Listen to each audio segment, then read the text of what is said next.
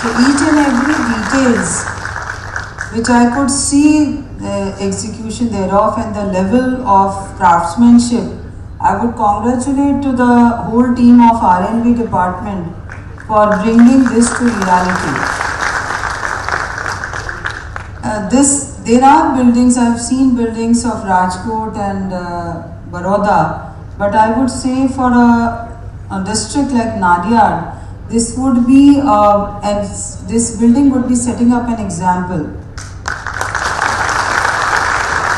for other district judiciary to follow, and the infrastructure like medical facility, and these are the added infrastructure, tactiles, accessibility, and Justice Moksha Thakkar is chairperson of Accessibility Committee of the High Court.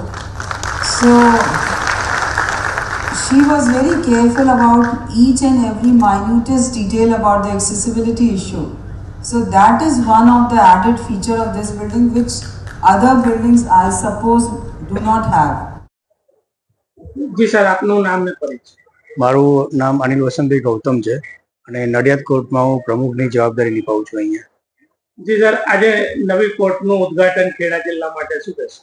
આજે નવી કોર્ટનું ઉદ્ઘાટન અમારા માટે ઐતિહાસિક દિવસ હતો, કારણ કે આખા ગુજરાતમાં રાજ્યમાં જિલ્લા લેવલે સંપૂર્ણ વાતાનુકૂલિત એટલે કે એર કન્ડિશન કોર્ટ જો હોય તે પ્રથમ નડિયાદ કોર્ટ છે કે જેમાં જિલ્લા લેવલે તમામ વકીલશ્રીઓને એર કન્ડિશન ચેમ્બર આપણે બાર રૂમ આપવામાં આવેલું છે.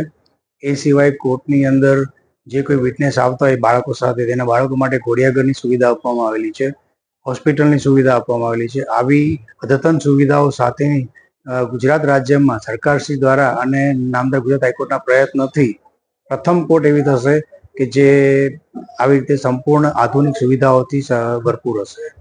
આ નવી કોર્ટના ઉદ્ઘાટનમાં કોણ કોણ ઉપસ્થિત?